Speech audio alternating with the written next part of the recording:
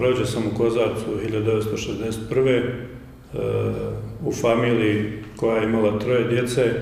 Poslije završene škole, znači odsluženog vojnog roka, odlazim na rad u naftnu industriju u Libiji. Pred sami rat sam se vratio na područje Kozarca, radio sam porodičnu kuću, uselio sa familijom, suprugom i ćerkom. I poslije toga dolazi rat gdje bivam odveden u logore Omarsku, Trnopolje, Keraterm.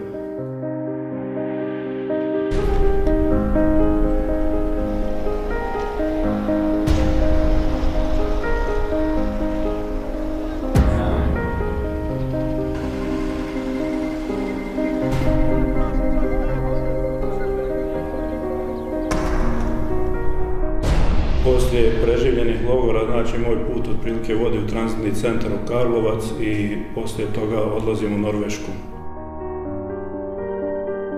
Tragajući, pokušavajući šta je to s čim se ja mogao baviti uspješno u norveškom društvu, došao sam na ideju da s obzirom da Norveška prima jedan velik broj izbjeglica, ljude iz različitih područja svijeta, različitih kultura, ja sam došao na ideju da pokušam kupiti određeni dio objekata, renovirati i upravo iznajmljivati ljudima koji su na neki način bili izbjeglice. U dogovoru sa bankama imao sam samo dobru ideju, dobru zamisao, ljudi su to shvatili, prihvatili, ja sam dobio šansu da kupim svoj prvi objekat sa nekoliko stanova.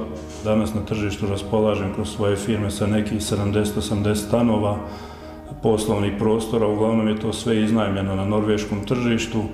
Novac koji sam zaradio ili dobit koje sam ostvario kroz te kompanije otprilike sam skupljao i prije nekih 4 ili 5 godina ovdje se prodavalo ovo imanje. Ta nekakva moja želja i vješto razmišljanje da ću ja ipak jednog dana vratiti se u svoju zemlju. Imao sam priliku da shvatim da je i Norveška zemlja koja je do Drugog svjetskog rata pa i poslije Drugog svjetskog rata bilo vrlo siromašna, ali norveški ljudi su bili ti koji su od nje napravili ono što je Norveška danas. Tako da sam na neki način poslije kupovine ovog imanja znači počeo da tragam šta je to šta bi ja mogao uraditi ovdje, a da bude korisno znači za moje Kozarčane, Prijedorčane, za ovaj kraj, za povratnike. Ja sam u razgovoru sa jednim profesorom, doktorom u Norveškoj, zove se Jon Mork, jedan je vodeći stručnjaka za obnovljive izvore energije. On mi je izvodio na sto i pokazao koliko kvadratnih kilometara obradivog zemljišta ima federacija, koliko Republika Srpska. I onda mi je rekao, vi imate dole Kaliforniju, samo niste svjesni. Razgovarajući sa mnogim eminentnim imenima po pitanju poljoprivrede u Norveškoj sa njihovim kompanijama, sam shvatio da je to jedan zatvoreni krug ili sistem koji je stvaran nekih 75 godina i da su bukvalno politika i vlada nešto što samo asistira toj poljoprivredi. I u Norveškoj postoji jedna izreka da po nekakvom vrednovanju stvari poslije norveškog kralja je norveški poljoprivrednik. Poslije otprilike spoznaje na koji način to sve treba da funkcioniše, posjetio sam norvešku kompaniju Geno, koja danas distribuira u svijetu, znači norveško crveno goveće ili NRF. Moja nekakva saznanja su uglavnom vodila da bi to trebalo biti jedna farma, ne štala krava, nego farma gdje bi cijeli proces trebao biti zaokružen. U razgovoru sa ljudima iz kompanije Geno, prvo su me gledali u nevjerici ko je to ko želi da dođe u jednu Bosnu i da gradi farmu od 600 muznih krava. Otprilike naši razgovori u pregovoru su trajali do nekih 6 mjeseci i onda su jednog dana kad sam ja došao sa prvim projektima, prvim nacrtima, kad sam otprilike pokazao kako to izgleda na terenu, jednostavno su me pozvali i rekli da će oni nemaju obično praksu jer Geno van norveških granica ima samo svoju kompaniju u Engleskoj i Italiji, nigdje više u svijetu. Sve ostalo se izvozi direktno iz Norveške, dali su mi saglasnost da jednostavno ja mogu doći ovdje na tlo Bosne i Hercegovine, da mogu otvoriti jedan uzgojno-selekcijski centar za norveško crveno goveće, da ću ja dobiti saglasnost i licence na to. Jedini uslov je bio da jedna državna delegacija posjeti Norvešku i da bukvalno oni potvrde da su oni i norveška poljoprivreda kroz ovaj projekat da su dobro došli ovdje.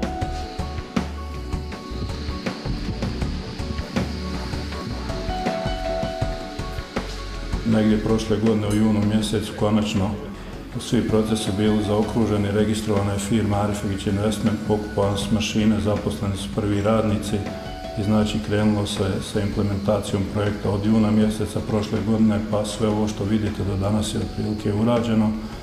Planovi su negdje najkasnije u junu iduće godine, znači da krene proizvodnja.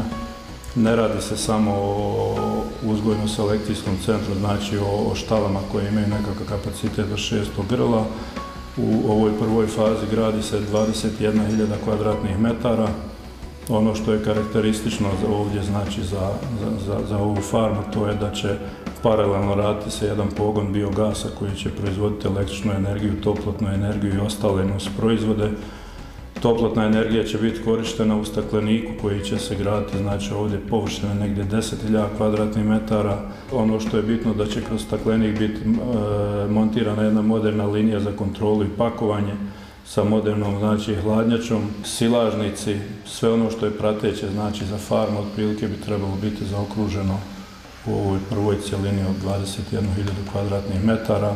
Kroz sve ove procese ja sam dogovorio sa Norveškom, u stvari sa jednom njihovom pokrajinom, da se ovdje na području opštine Prijedor otvori jedna srednja poljoprivredna škola sa norveškim nastavnim planom i programom gdje bi najbolji učenici jednog dana našli svoj put i studirali u Norveškoj. Zašto srednja poljoprivredna škola? Bitno nam je da sve ovo što u praksi što pokušavamo stvoriti, pokušamo pratiti sa naučne strane, znači vrlo bitna stvar. Dogovorene su i nekakve druge faze, što znači u praksi da ako jednog dana kroz ovaj centar implementiramo i budemo imali 15, 20 ili 50.000 grla NRF-a, norveška mliječna industrija Tine Melk je spremna da dođe ovdje da pokrene, znači mliječnu industriju, da da licence ili saglasnost na određene proizvode koji bi se radili ovdje u Bosni i izvozili. To je isto izdogovarano sa norveškom mesnom industrijom, znači da bi se u potpunosti shvatilo. Moji su pokušaj da ono što su Norvežani kroz 75 godina sa naučne i bilo koje druge strane stvorili u svojoj poljoprivredi, a nauka je vrlo skup proizvod, prenesem ovdje i oni su meni to dozvolili.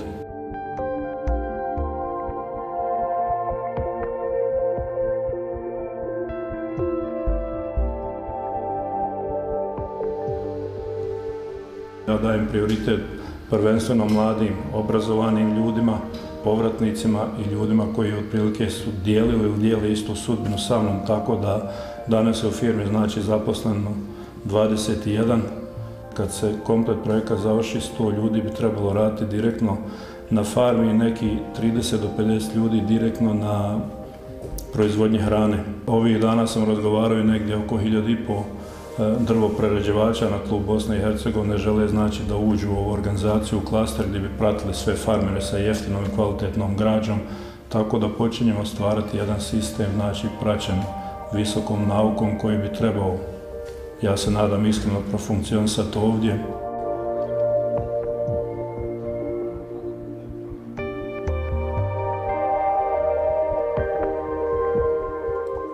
U zemlji u kojoj živi ponovo se vraćam. Pričat ćemo o onome što se desilo. Trebamo raditi na tome da se to više nikada i nikome ne ponovim. Trebamo biti potpuno otvoreni, transparentni, korektni jedan drugi prema ljudima, pogledati se u oči, zaboraviti našu prošlost i graditi budućnost.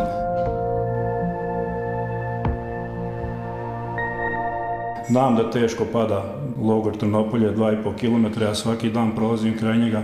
Sve te slike Trnopolja, Keraterama su predavnom. Ubistvo 350 ljudi u jednoj noći u sob broj 3 u Keratermu, ljude koje sam ja tovorio. Svaki dan kad prođem ja vidim to.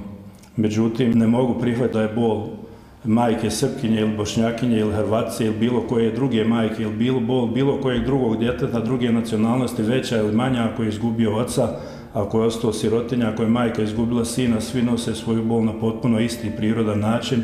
Želim definitivno, ako mogu doprinijeti, mislim da mogu bar pokušati potruditi se i to je ljudski, da više nikad u Potkozari ne treba teći krv. Ja mislim da možemo, da moramo i nemamo alternative.